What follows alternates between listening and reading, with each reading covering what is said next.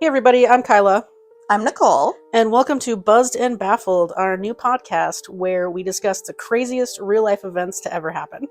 The fun part of this is Kyla comes up with a story and I don't get to know anything about it. And I get to go in cold. She may or may not ask me qualifying questions and I just have to guess about what's happening. The other fun part is the buzzed part where we have a few drinks while we're doing this. So it can get progressively worse as the story goes on. Stay tuned.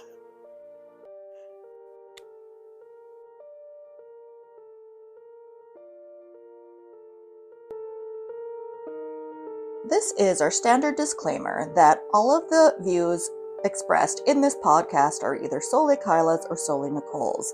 These do not represent true facts, these do not represent anyone else's opinions, and we are not intending to be maligning of any organization or company.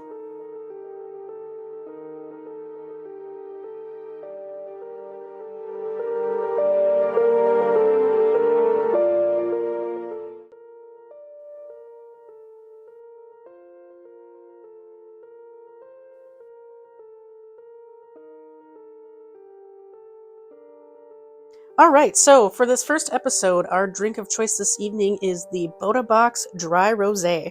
It is the best dry rosé you can get for $16.49, where you get 4 bottles and over 4 hours of fun. We are not yet sponsored by Boda Box, but we're hoping that someday, if we get popular enough, maybe they will. Yes.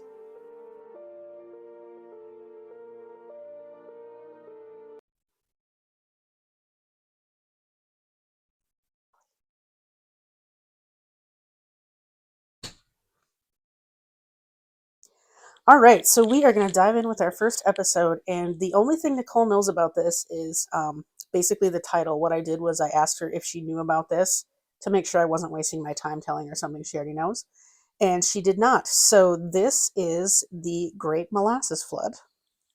I'm very curious, because this could either be very, very funny or very horrifying, and I don't know which way it's going to go. Why not both?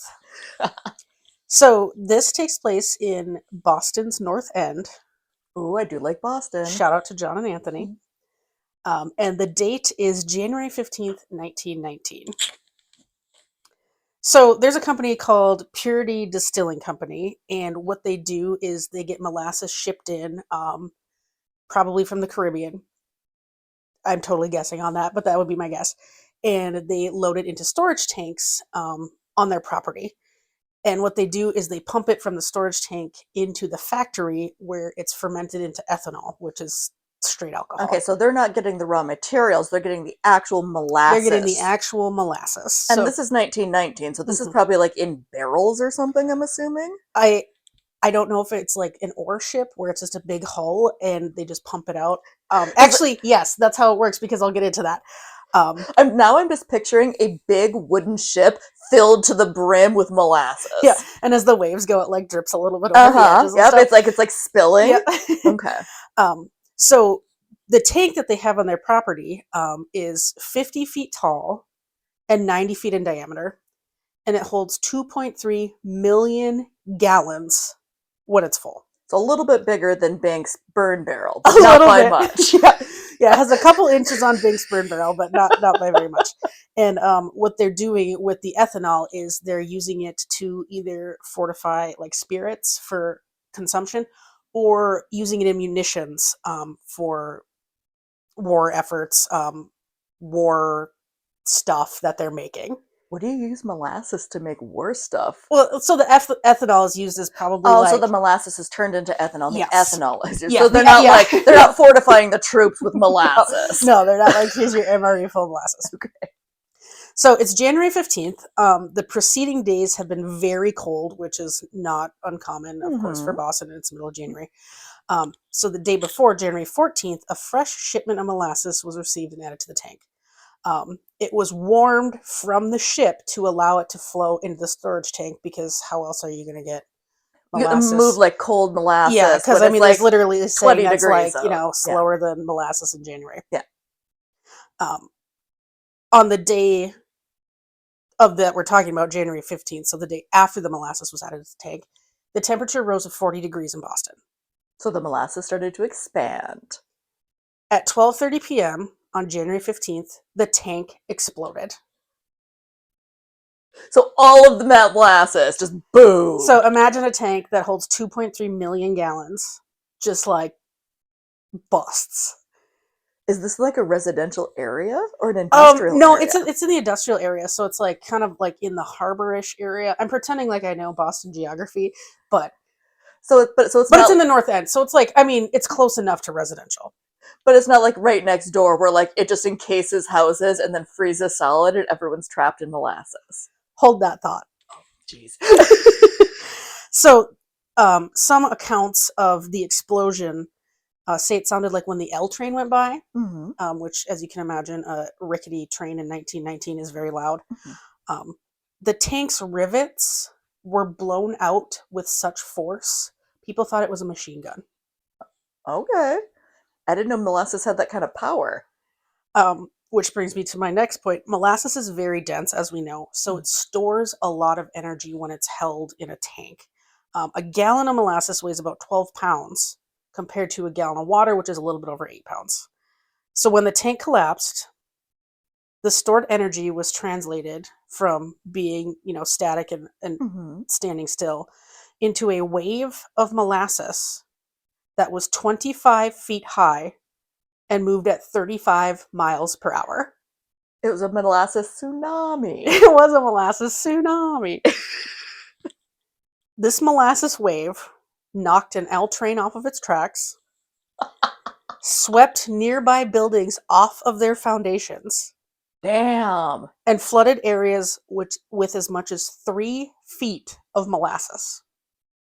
So it's just like ripping through the town. You can't clean that up. It's too dense. Yeah. A truck was picked up and hurled into Boston Harbor. People had debris launched at them from the explosion, and as the molasses was causing havoc. And it's sticky. This is a quote from the Boston Post, an article that ran in the Boston Post. Molasses, waist deep, covered the street and swirled and bubbled about the wreckage. Here and there struggled to form. Whether it was animal or human being was impossible to tell. Only an upheaval, a thrashing about in the sticky mass, showed where any life was. Horses died like so many flies on sticky flypaper. The more they struggled, the deeper in the mess they were ensnared. It was molasses quicksand. Yeah, human beings, men and women, suffered likewise. So essentially, people were living in their own glue trap at that point. Yeah. As the molasses spread out and cooled, remember it was warmed and the temperature warmed up that day, it became more viscous and seriously hampered efforts to rescue people trapped in it. Are you ready for this? 150 people were injured. 21 people were killed. They drowned in molasses. As they were overtaken by the viscous molasses and suffocated in it. Yeah, I mean, how do you clear that out? Pour boiling water on them? Like, there's not like an easy way out of that. Victims ranged, and these are people who died, from 10 to 78 years old. Okay. In a 1983 Smithsonian article, one child's experience was recorded and reported. Anthony DeStasio, walking homeward with his sisters from the Michelangelo School, was picked up by the wave and carried, tumbling on its crest almost as though he were surfing. Then he grounded, and the molasses rolled him like a pebble as the wave diminished. This is like me getting rocked in Mexico. The wave just picking you up and pounding you into the shore. He heard his mother call his name and couldn't answer. His throat was so clogged with the smothering goo. He passed out, then opened his eyes to find 3 of his 4 sisters staring at him. Unfortunately, his 4th sister was one of the 2 10-year-old children killed in the flood. Jesus. The first to aid at the scene were a group of Navy cadets. There was a nearby ship, a Navy ship, and a bunch of cadets just happened to be there. Then the police, the Red Cross, and other military members joined in the efforts. Some Red Cross nurses dove into the molasses to rescue people. They died, right? I don't know. I'm assuming they died. But that's like brave. Like, way to go, nurses. Yeah. After 4 days, rescuers stopped searching. Many of the dead were so glazed over You couldn't recognize them. How do you clean up after something like that? Some people were swept into Boston Harbor, and their bodies weren't recovered for the next 3 or 4 months. I wonder if they were like encased enough that like nothing is like having a bug in Yeah. amber at the bottom of the ocean. Yeah. So for cleanup, they used salt water from a local fire boat, so it sucked in seawater and Mhm. sprayed through a fire hose to spray, and sand to absorb the molasses, but cleanup took weeks. And that's just the immediate area. Cleanup in the surrounding areas took much longer. See, people, this is why we have OSHA standards. Yeah. Because we need safety standards. Because no one ever thought molasses was going to kill you. You must be clairvoyant because you keep like predicting what my next stuff is going to be.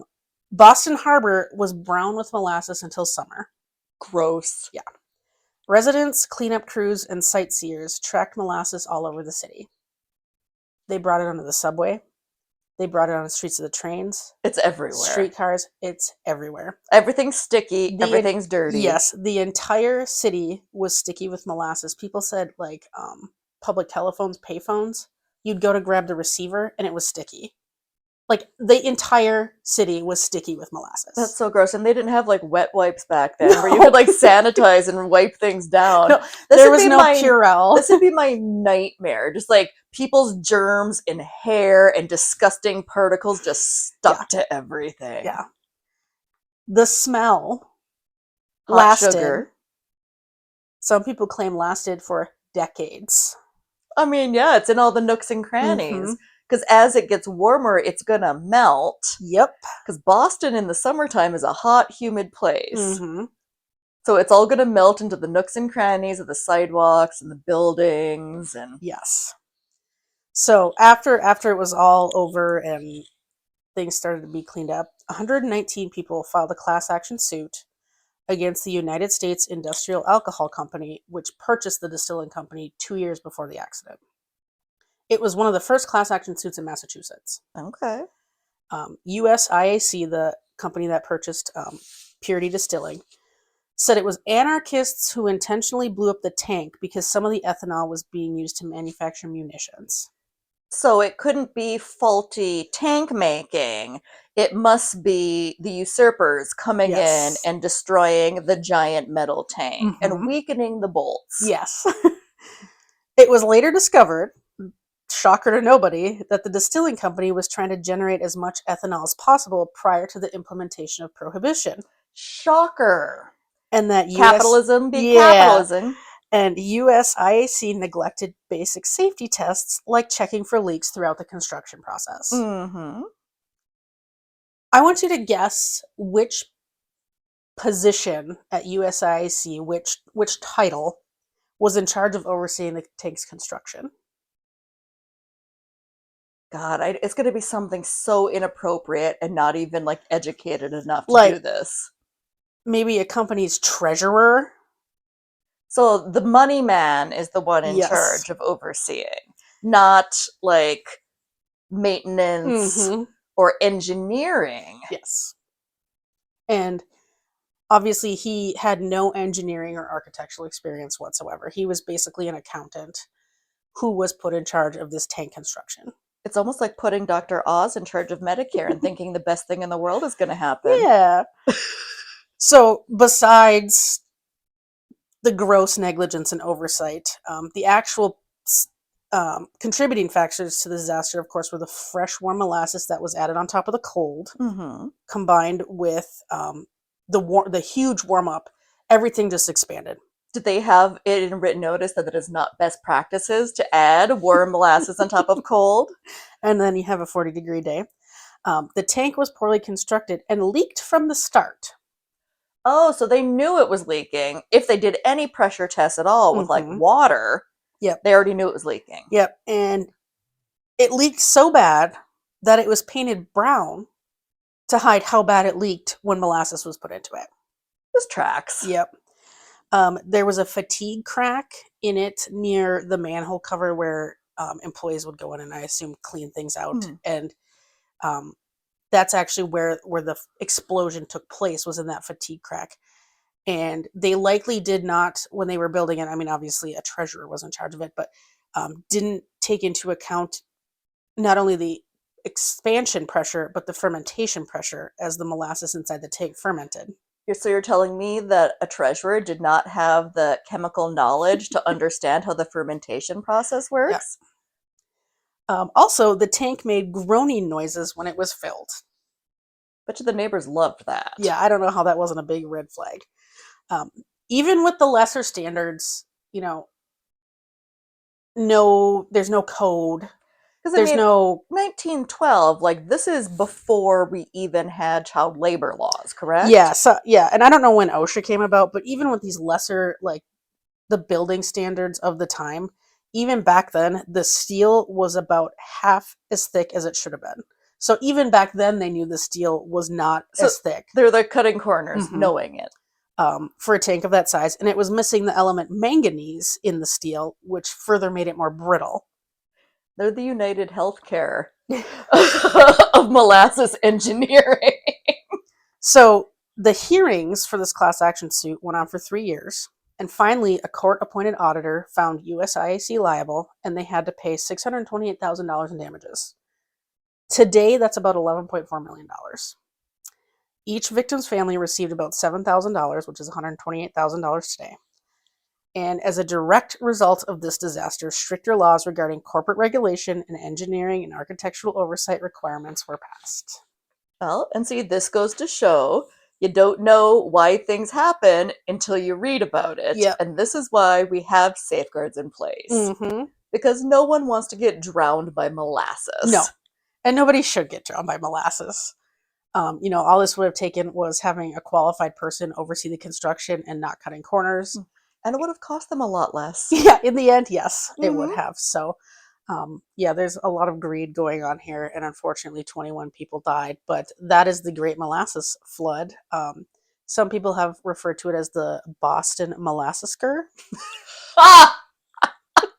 Oh, that's great. That's more recent, once we passed 100 years since it happened. But yeah, that's one of the craziest things I've ever heard, and I thought that'd be a good one to start because not a lot of people know about it. Okay. So my sources for this just came from Wikipedia. I'd heard about the disaster and a couple other media sources, but Wikipedia is where I got all the information. Okay.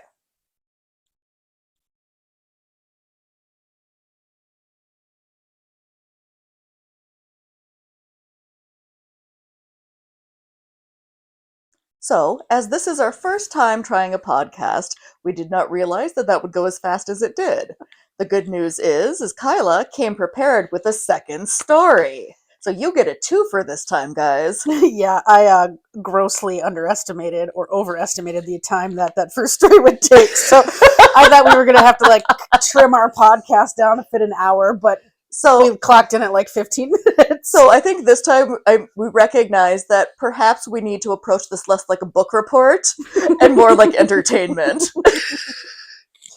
Okay, and so I had the first one planned out, and I knew that was something that Nicole didn't know about because I'd asked her previously about the topic if she knew anything about it. I didn't do it for the second one because I wasn't expecting to have to read it today. So I hope you don't know about this, because if you do, I'm going to have to start winging it. So the fun thing is, I know about a lot of weird stuff, but I don't know a lot of things I probably should know about. So it's a real crapshoot, guys. And I guess really not my concern, but the only reason you might know about this is because you're a runner. Oh, okay. She knows her audience. I went running today. It was 33 and I regretted my life choices, but I did it. That's why you don't run. So this is the 1904 Summer Olympics Marathon.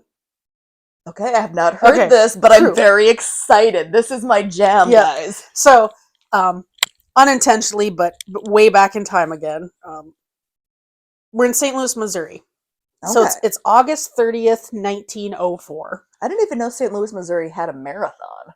Or is this the reason they don't anymore? Well, St. Louis, Missouri had the Olympics in 1904. Oh! Yeah. I did not know that. Yes. Okay, so this is like an Olympic marathon. Yep. So this is the first modern Olympics held in North America.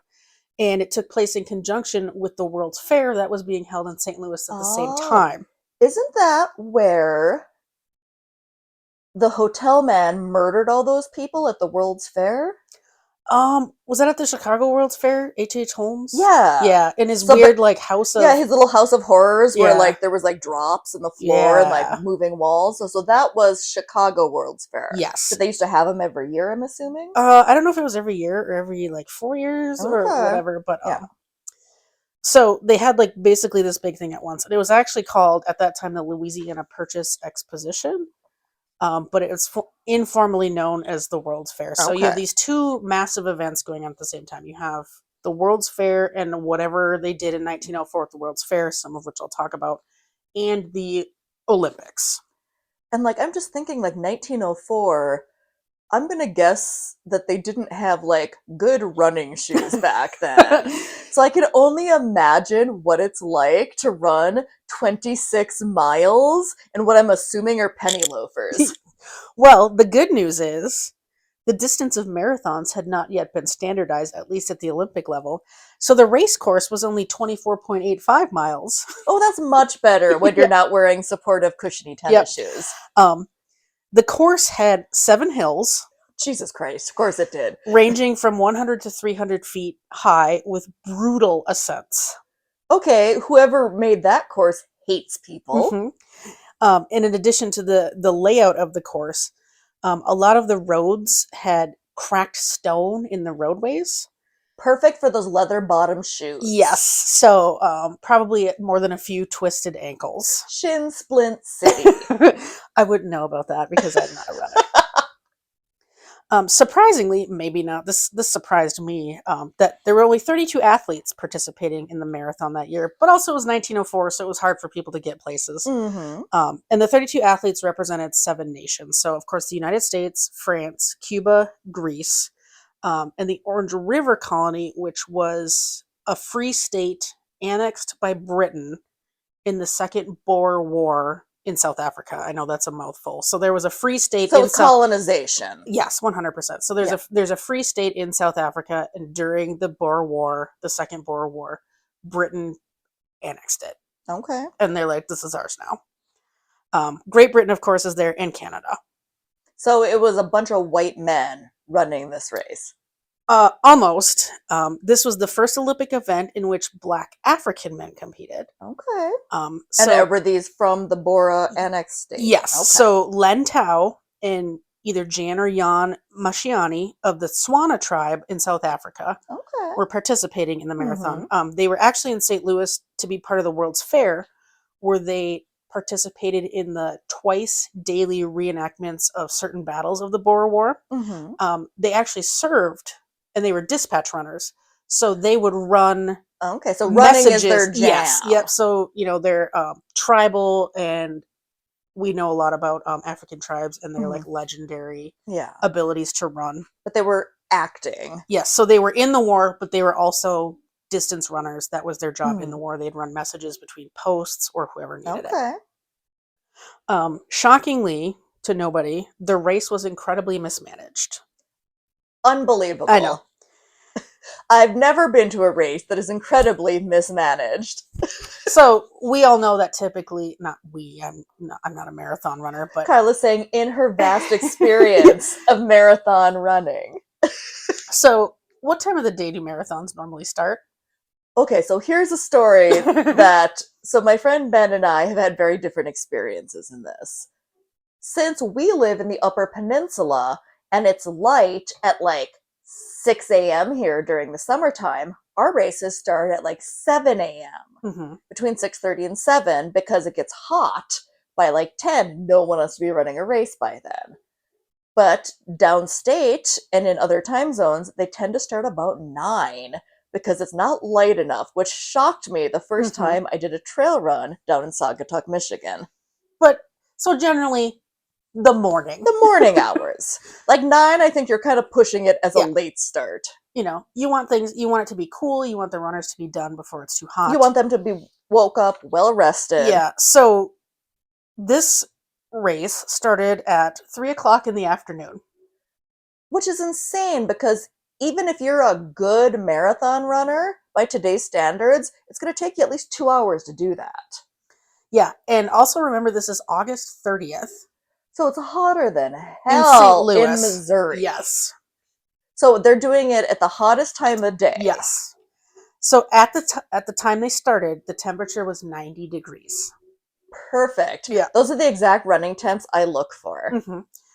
And this is an Olympic event, so it wasn't like they had to postpone it to, because there was something early in the morning. They picked this time for this to start. Mm-hmm.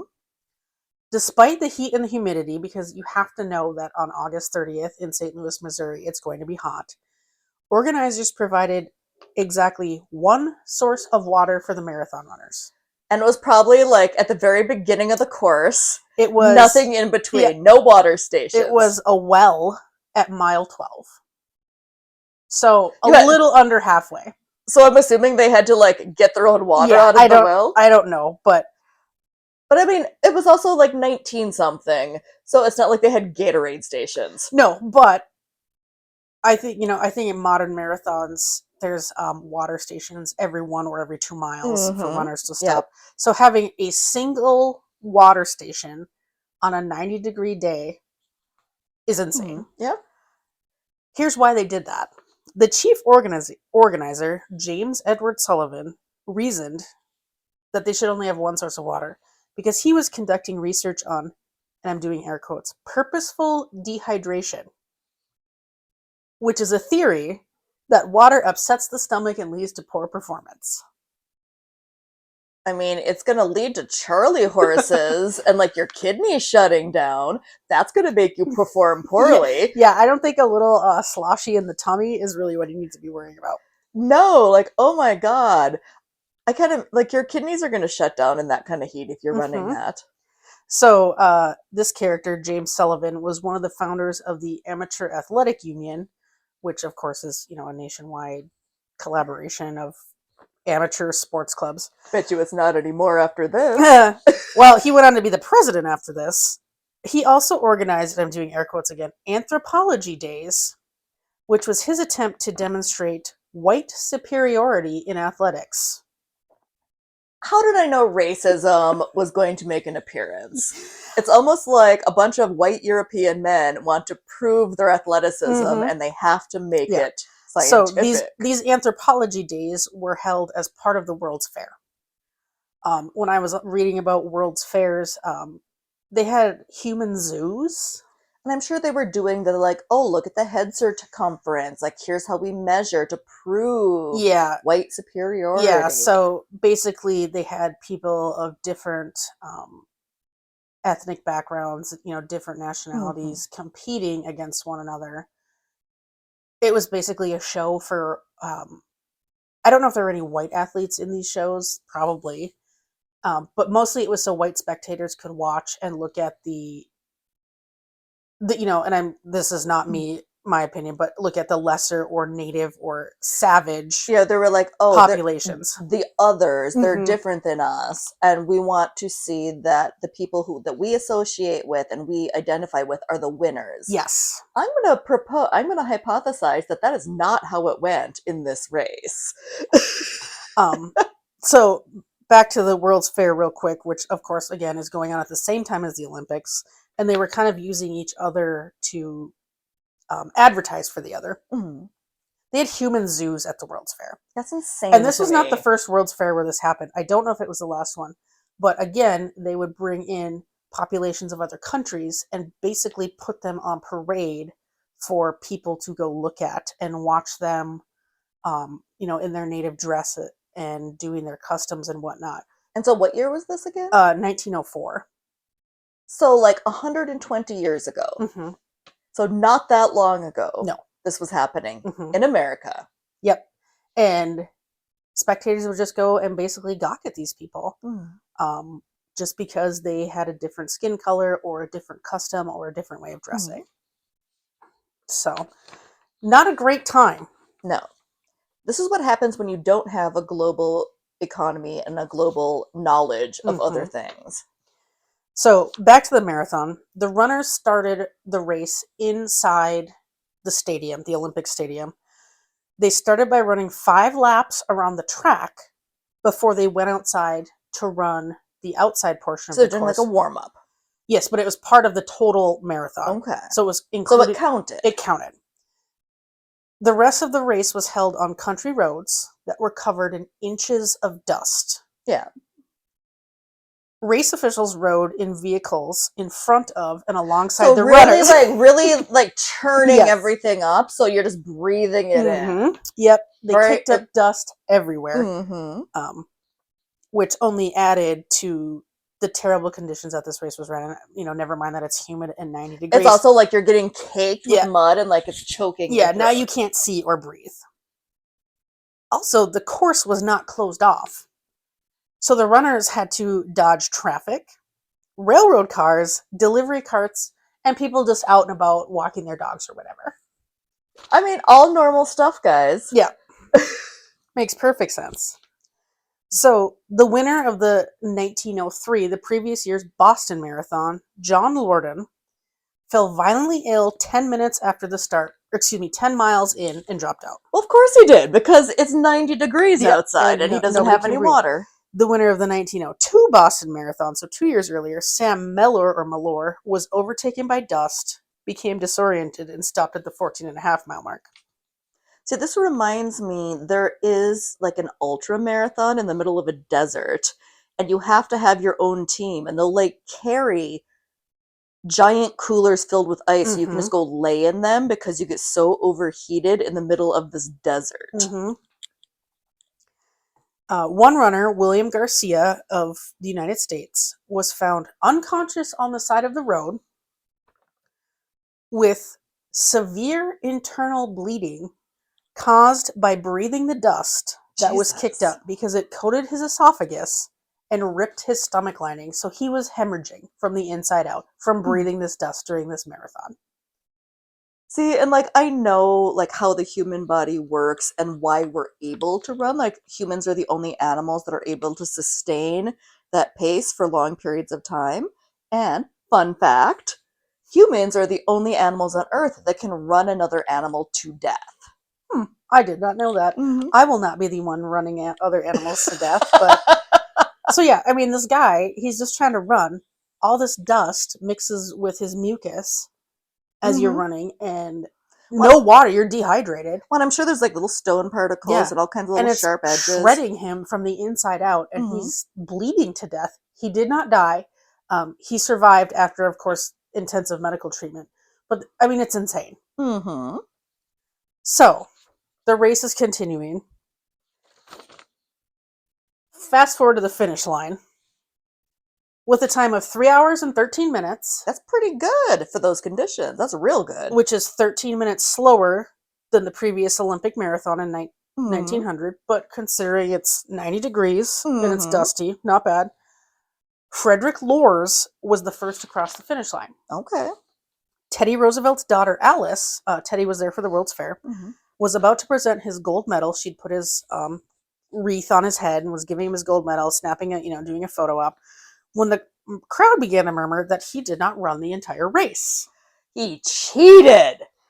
After the 9th mile, he started to cramp. Well, yeah, nobody had any water. Yeah. He admitted that after the 9th mile and he started to cramp, he jumped in a car, rode the next 10 miles in the car, waved to the crowd this whole time he's in the car. So he's not hiding it. No, not at all. And then the car breaks down at mile 19. And so he was forced to finish the race because the car broke down. He then, refreshed from his 10-mile ride in a car, finished the rest of the race and crossed the finish line first. Cheater! Boo! He did actually go on to win the 1905 Boston Marathon without any assistance. He was banned for a while from international or whatever the racing association is.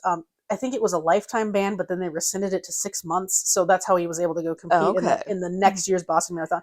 But he did win that without cheating and without... And I bet you they kept a close eye on him. Sure they did. So he crossed, but we know, I mean, he admitted that he rode in a car for 10 miles. Well, I mean, you had an entire World's Fair seeing you do it. And you were just like waving to them. Yeah. So the actual winner of the race was the next man across the finish line, Thomas Hicks, who's an American. After mile 14, he had a 1.5 mile lead on the next competitor, so pretty spread out. I can't wait for you to hear this. His trainers had to restrain him from trying to stop and lie down because he's so, his body's just breaking down. And they gave him several doses of, get this, Cocaine? Not quite, strychnine mixed with brandy and egg whites. Damn! Now, there is a running supplement I have never tried. And for those of you who don't know, strychnine is pretty much rat poison. But apparently in very small doses, it's a stimulant. So they used it in hopes So they dosed him. Pep him up. It's actually the first ever recorded use of performance-enhancing drugs. The thing to be famous for. Yeah. So, as his trainers are like micro-dosing him with rat poison, he's continuing to run, but he's hallucinating. I just have to stop and like really think about this for a minute. Like if I'm running and someone's like, take this rat poison. But we've mixed it with brandy and egg whites. Get down the hatch. Yeah. Like, because first of all, I'm covered in like dirt and my throat is covered in like, you know what I would like? Some nice room temperature egg whites. Yeah, mixed with brandy and also rat poison. So around mile 20, he's hallucinating so bad. Around mile 20, he thinks he's just started the race. Well, I don't think it's from the rat poison he's hallucinating. I think it's from the dehydration. Yeah, because he got his 1 ounce of water at mile 12, and that was all they were allowed because some insane person decided that he wanted to do research on purposeful dehydration, which is not a thing. Bill Nye would not approve of this. No. So as he actually nears the end of the race, his support team had to hold him hold him up in the air. So he's not on the ground anymore. So he's also not finishing the race. Well, you would think. He's shuffling his feet as if he's still running, kind of like when you hold a small dog above water and they think they're paddling. It's like when I'm holding Percy and his little legs are going. That's what he's doing. So, I mean, he's limp, he's gray, but his feet are still moving. He's dying. His team is carrying him across the finish line. This type of aid is actually permissible within the rules at the time. So apparently you did not have to cross under your own power.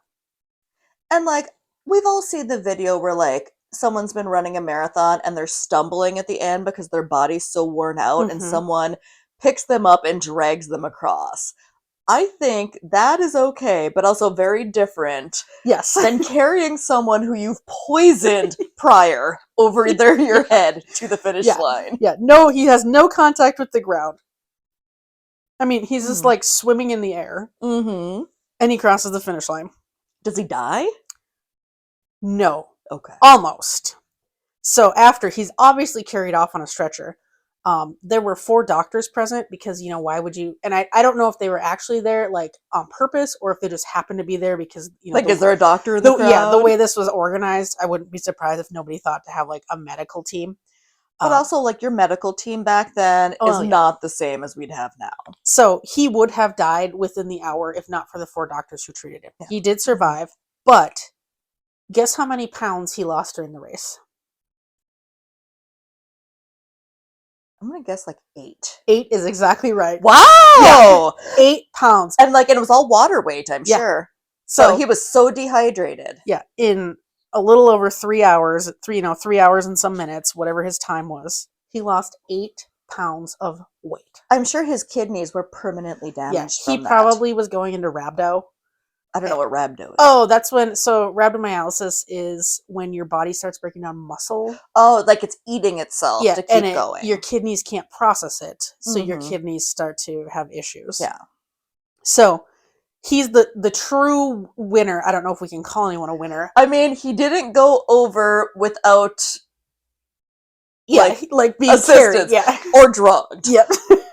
Who is the person who made it over the finish line of their own accord without drug assistance? So, the second place finisher, the silver medal finisher, is Albert Corey, who is a French immigrant, but he competed for the Chicago Athletic Club.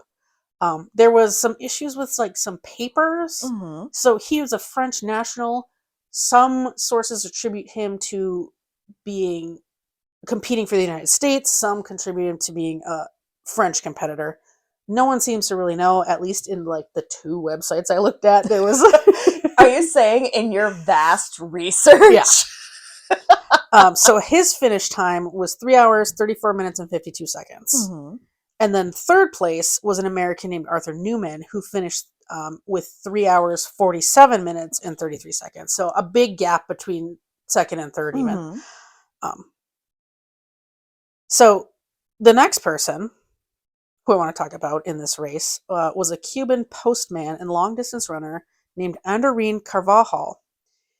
He raised money to go to these games from Cuba by basically doing expositions of his long-distance running. So he like ran across the entire island of Cuba and raised money so he could make it to St. Louis for the marathon. So like when we were in elementary school and we would like do like, we're going to bike so many miles or read so many books. Or we're going to like jump rope for heart disease or whatever. Yeah, like if I read 12 books, you give me $1 a book to raise money. Yes, yeah. It was some type of sponsorship thing where, it was some kind of type of drive that he did. Yeah. So en route to St. Louis to participate in the marathon, he stops in New Orleans and loses all his money gambling. I mean, why wouldn't you? Like that obviously seems, because obviously you carry it in like small bills. Well, yeah. And then you lose it at a craps table. Yeah, and if you have this big thing that you're trying to get to that you raise all this money for, stopping and playing dice, really makes sense. It seems like the logical thing to do. Mm-hmm. I also read that this guy was 5'1", so he was a small dude. Well, he's aerodynamic. Yeah, he is. So now he's in New Orleans, no money, but he still needs to get to St. Louis, which is 673 miles away. So I'm hoping he already paid the entrance fee and he didn't lose it on cards. Well, I don't think there was an entrance fee, but he had to walk and hitchhike the rest of the way. Jesus. And when he gets to St. Louis, it's like moments before the race is supposed to start. So he just like comes in on a bus, gets off the bus, runs a race. Yes. He doesn't have any athletic clothing. So he's doing it like what I'm assuming are like linen pants? Yeah. So he's got street shoes on, a button-down white shirt, a beret, and chinos or something. What were the running shoes of the time, out of curiosity? I don't know, but he did not have them. There were no running shoes. No. Like they didn't even have sneakers. Yeah, they were just like leather-soled lace-up boots. Like, I don't know. Oh, Jesus. So he cuts the bottoms of his pants off, so at least he has shorts on. No, he's like the Hulk out there. And that's how he runs the race. Also, because he's hitchhiking and walking, he hasn't eaten in 40 hours. Well, being severely undernourished for a 24-mile race is really the way to go. Yeah. And along the way, he sees someone eating peaches. And he says, "Hey, can I have a couple peaches?" And the spectator says, "No." What a dick! So, what does Andorine do but grab the peaches and run away? Yeah, like, what are you going to do? Stop me? I'm already gone. There's also, I read one thing where he somehow found a water tower at the 6 mile, so he had an extra drink. But I'm also like, peaches are the appropriate thing to eat during a race, so that you have the sugars to fuel your muscles to keep you going. So he's got not peaches. Rat poison. I assume they're very juicy, and it's just causing the dust to like mask onto his face. Mm-hmm. So during, he's eating his peaches, he's running. He's a crowd favorite. Apparently he's quite the showman. He's waving, he stops and chats with people in the crowd.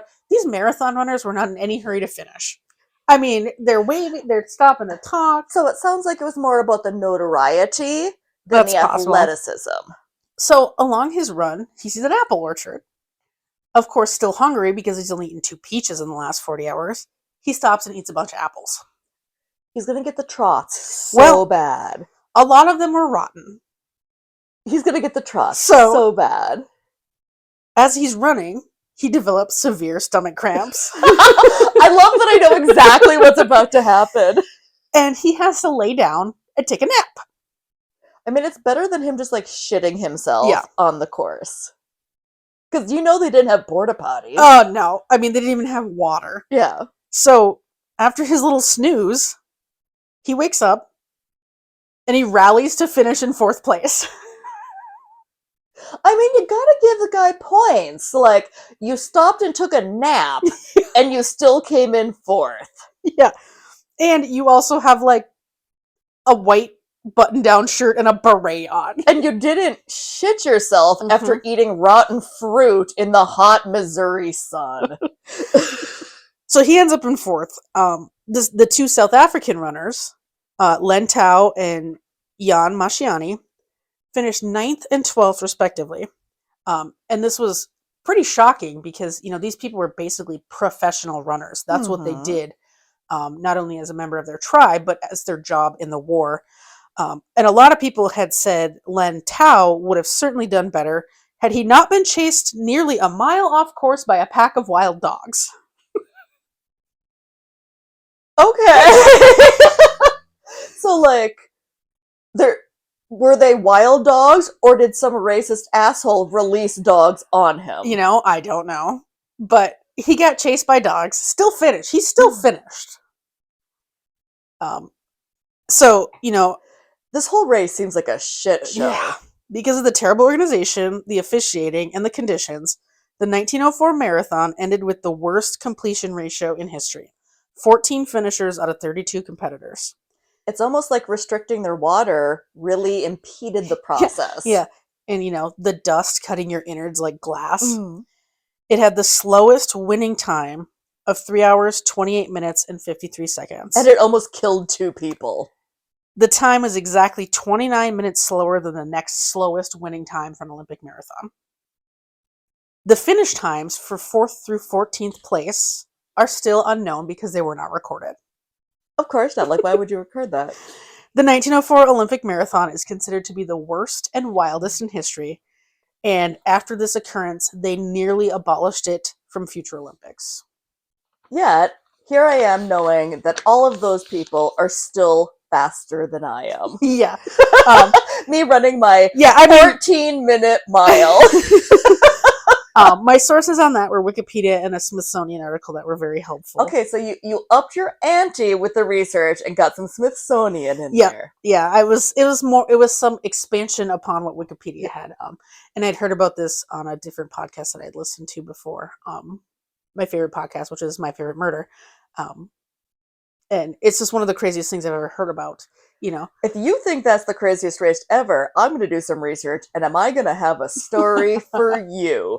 It is the worst thing I have ever heard of, and I would never, ever, ever, ever sign up for it. Is it the Barkey or whatever it's called? Where you're in the woods, Tennessee, yep. And you have to run, and you have to find the pages. Yes. It's awful. The Barkley marathons or something. Or there's the ultra marathon in the desert, which is also equally terrible. I won't be participating in any of those, not even as a spectator or as a cheerer honor or a support team. But doesn't this make you think that the canal run is so much better? No. And maybe even the 5-miler would be something you'd be willing to take part in? No, I'd rather go and inhale the dust from the August 30th St. Louis Marathon. Would you cut my innards and ingest the rat poison? And ingest the rat poison. I'd rather you gave me a strychnine brandy and egg white cocktail than go on a run. Well, good news. I can make that our next cocktail. So last part of this podcast is going to be a little section we call Fun Fact. Mm-hmm. And my fun fact is, and it's going to be something that's, in the vein of something that's true, but you would be crazy about. And try to wrap your head around this. So, a female human is genetically closer to a female chimpanzee than to a male human. I mean, that sounds like good news to me. I mean, it is. So, I'm like, okay, that's fine. And the reason is the X chromosome and the Y chromosome are further apart genetically than a human and a chimpanzee of the same sex. That explains a lot. And I mean a lot. Yeah, it does. So that's my crazy fun fact for this episode. Okay, so we'll see if any of you people out in the ether listen to this, and we will come back with more crazy and fantastical stories. Yeah, I'm going to do better and not have to do 2 in 1. She's gonna do better research and space it out a little bit, guys. Bear with us, we will get better with time. Yeah, I hope so.